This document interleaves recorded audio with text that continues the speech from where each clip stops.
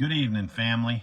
I came on down here tonight. I wasn't going to do any videos for a little while, but today we hit 1,000 subscribers. So thanks y'all for subscribing and liking and sharing these videos. That's the idea. Let's get this out to help people, man.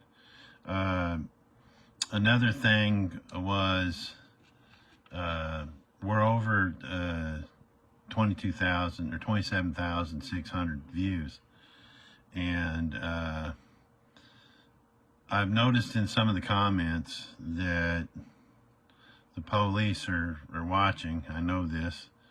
You know, a couple of them were dumb enough to ask some questions. It's very obvious who you are. You go late into these videos and then you make some dumb comment that you can't even back up. I know who you are, but that's okay. You need to be watching this anyway. But I'm going to let you know you're not as smart as your other cop buddies that are watching. They're shutting their mouths. But there's some good news, some really good news. I've talked to a few people, well, not really talked, communicated with a few people that have already seen some results from this 1099A stuff. And so it really got me thinking. There's a lot of people out there with questions. And so I'm going to make this video for you 1099Ers. The reason I decided to do this is because I want to get those questions out of the way when this Zoom meeting happens. So I'm going to explain this tonight in quite a good bit of detail.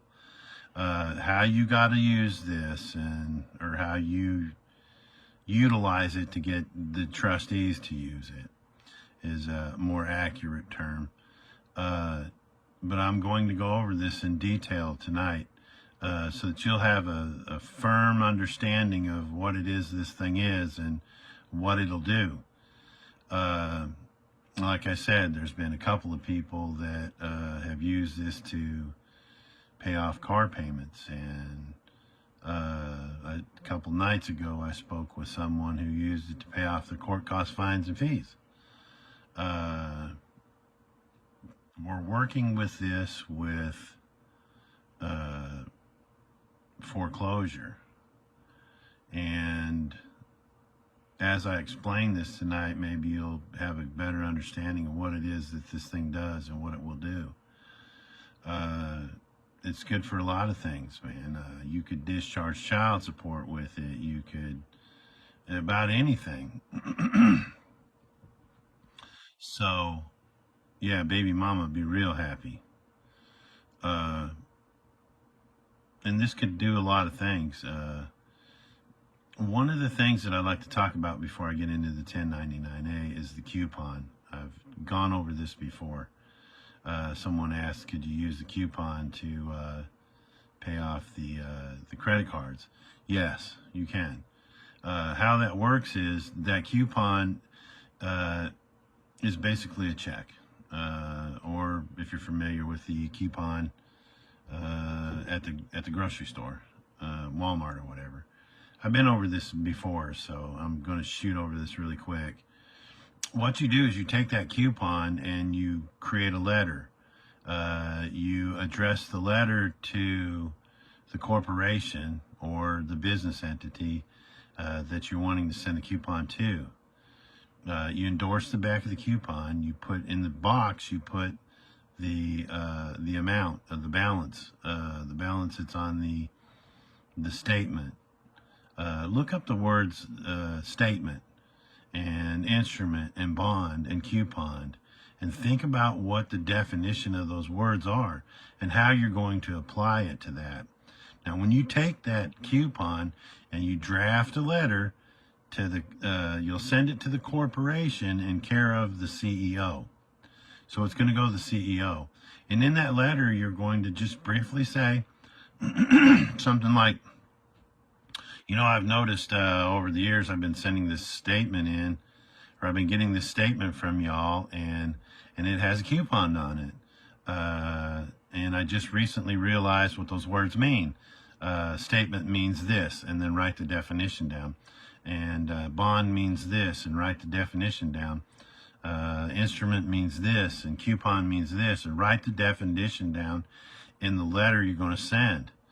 And in there say, I've noticed that you send me this statement every month with a coupon in it, and I've been sending you a check for X amount of dollars, and you're cashing the check, and then you're redeeming the coupon. That's double dipping. But I am willing to overlook this crime because it's trust fraud. They got your social security number, and they're redeeming the bond, and they're cashing the check. That's double dipping.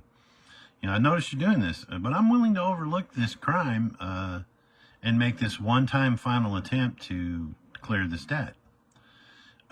Enclosed, you will find a coupon and you'll notice on the back that I have endorsed it with the beneficiary signature. Here's the money, more or less, and you can accept this. Now, and then notarize it, have it notarized, and then send it to them certified mail return receipt. Because what you're doing is you're creating that letter you just wrote to them is a contract. So you get the green card back. That's the signature card to the contract. Now if they refuse to accept the payment, don't do nothing. Let them take you into the tribunal, and then go in the tribunal and say, look, man, here's a copy of the letter that I sent them, and it's plain to see that I made an attempt to clear this debt, and if they don't want to accept it, that's fine. You don't owe them anymore. Okay, now that's the coupon explained. If you want to try that, I have. It's worked for me. Like I said before, it's worked for child support. It's worked for a car payment. It's worked for 3 credit cards. So that's how you get rid of that, by doing that. Or you can turn around and offer them a 1099A. Here you go, City Finance.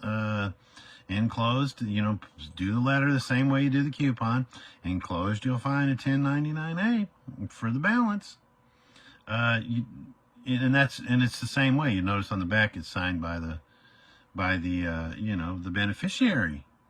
Well, when they accept that coupon that's signed by the beneficiary, or they accept a 1099A that's signed by the beneficiary, they just admitted that they've accepted payment from the beneficiary, and the whole thing's been a beneficiary action, trust action. Which puts them in malfeasance if they don't do what's supposed to be done. I can't stress this enough. I see y'all out here writing these comments and stuff. Well, can I use this? And can I use the 1099A to do this? Or can I use the 1099C to do that? No, you can't. You cannot use those things. That's for the trustees to do. Remember, I've said in videos that the beneficiary cannot make no decisions for the trust. But what you can do is give them the means to make the decisions to do what it is that you need to get done. Wrap your head around that, folks. You're not wanting or telling or demanding anybody to do anything. What you're doing is you're giving them the means to do the right thing. So now I'm going to get into this. I'm going to get into this 1099A. Okay. I want to do this so that I don't have to do it or answer a lot of questions. I try to tell everybody this is chump change, but I want to get you all off on the right track so that a lot of these questions aren't coming up during the Zoom meeting. I don't want to waste a lot of time on the Zoom meeting talking about the 1099A. I want to talk about the conditional acceptance, because the reason that you need to understand the conditional acceptance, I know it's a lot of reading, it's 45 pages or whatever, but you need to understand that because when the trustees reject the coupon, or when the trustees reject the 1099A, right? Now you have a cause of action where you can put the conditional acceptance on them. And they will either have to do what it is they're supposed to do, or they're going to give you their power of attorney to create multi-million-dollar liens. Those liens in turn will go to the Treasury, and the Treasury will collect. They'll collect, folks. I'm telling you. And they may or may not send you the money back. I got a message from one of the guys out here on Messenger. I'm not going to mention any names, but he said he thought that the reason that I didn't get a check for $132.6 million is because the Treasury will not issue a check over $100 million. If that's the case, then fine. Put it in the trust. You know, maybe we need to lower the bucks down so that your percentage comes out to be 100 million or less. I don't know. We can work on that. But that's where it's really at, folks. When you get rejected, you go to the dealership, hey, I'm not doing this. Well, guess what? You know, this is what you're getting. Here comes the conditional acceptance. And you're either going to agree to the terms of the contract and give me your power of attorney, or you're going to do what you're supposed to do, trustee. So I'm going to get into this 1099, this 1099A. And explain this in a little more detail. This is a 1099A, folks. I've showed this in other videos. Okay. This is the United States Treasury. They are the lender. This used to be their number, okay? This is like their Social Security number. Except it's not a Social Security number. It's a FIN number, F-I-N. Federal Identification Number. All federal corporations have a FIN number. That's theirs. Now, this number isn't the correct number. This was the number years ago. But the number now is 52-09-07-065, okay? That's the new number. And then you'll notice that there's my human name, see, with the colon and the hyphen and the colon, and right, and it's upper and lowercase, okay? And then here's where the Social Security number would be. All right, here's my address. I put the street address out. Because, hey, man, they've called my house, man. Why not freaking roll up and say hi to old Chris, okay? And then here's the amount and the description, okay? The reason that every one of these that you do, you'll do with the Treasury, okay? The reason this isn't working for folks that have tried this in the past is because they're putting the dealership up here. And they're putting their name down here. It's not the dealership that's lending the money. It's the Treasury. The money that you have in your Social Security Sesta K Trust is in the Treasury. The Treasury is the bank, right? You're borrowing the money. You are the borrower, okay? But you're going to endorse the back of this thing. All right? Now, by endorsing the back of this thing, it would be like if I wrote a check as a third party. It's kind of a third party thing, okay? When you use these things, people have asked me, they said, hey, do you have a template for what you said to the accountant at the dealership? No, I don't. I didn't keep the piece of paper. All I did on that piece of paper, folks, was say, look, if you accept this 1099A as payment, and you can because you are the trustee in a fiduciary obligation, then what you will do is you will file a 1099 OID, a 1096, and a 1040V.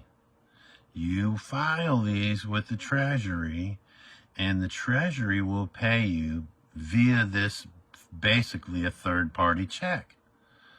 Whoever fills out the OID and the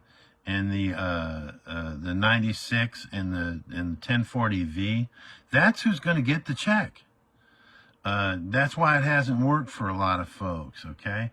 That's all I said, folks. That's all I wrote on it. That's why I said it didn't take a whole sheet of paper. I basically said, look, this is what you're going to do. Like I did with the W8. I went in and I said, look, this is what you do. That's where this is at, folks. You can use these for anything, man. Anything over $600. You can't use them, though. Okay? I just said that because that's how people think.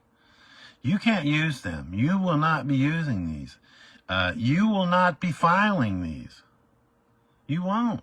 That's the job of the trustee. You know, I've heard some people make comments on there. Hey, you can't do that, man. They'll get you frivolous filing. Police. No, they won't get you for frivolous filing. The treasurer or the IRS tried that with me. They didn't get me. They wanted to, but they didn't. They didn't get me because I proved to them that I didn't file. How can you charge me with frivolous filing when there's nothing I filed? I didn't file this 1099A. I didn't file this 1099 OID or this 1096 or the 1040V. I didn't file squat. Look at who filed. It's the trustee. So, and whoever that trustee is, if it's the Department of Child Support Enforcement, Department of Human Services, if it's a dealership, if it's a mortgage company, if it's a furniture company, if it's a hospital, you got hospital bills? Send them a 1099A. Here you go, man. You could use, if you guys put your heads to it, you're going to be telling me down the road, hey, man, I use the 1099A for this. I use the 1099A for that. And people say, oh, well, you can't do that. You can't file these things, man. Look, Public Law 73-10 says that the government has to pay everything. Everything has to be paid by the government. You're not supposed to pay squat. If you do, use gold and silver, brothers and sisters. Use gold and silver, man. I'm telling you. That's constitutional. That's where we're at with this, folks. This is really basically a simple thing to do. The major thing is go in there with the right attitude, man. Hey, buddy, let me tell you about this, dude. I've been doing this for a little while here now, and check it out, man. See if it works. The dealership doesn't want to deal with you. Tell him, look, man, pick out the car, put it in the back of the lot. Put it in the back of the lot. Call me when the check comes in. I'll come get the car. You don't have to give this to me right away. I got mine right away, folks. I got mine right away. Because they understood what they were doing. There'll come a time when dealerships will go, oh yeah, man, we've done this before. Like I've been to sign shops and had the tags made for my vehicles. Hey man, you think you could make this tag for me? Here it is. There's a picture of how I want it. Can you do that for me? Yeah, I can do that for you. My guy over in Sevierville does it. But yeah, I can get you that done. I said, have you ever done this before? Oh yeah, man. Yeah, I've done this before. It's going to come a time when that happens. But where this is really at, folks, is a conditional acceptance, man. I can't stress that enough. This other stuff, this is chump change, man. Like I said before, this is chump change. This is not where you plug. That's not where you plug. You want to back up into the treasury, man. Get that money and get it in your account. Get it in your account, and then you can write letters of credit. I write you a letter of credit this month, and you write me one next month. We got our businesses going.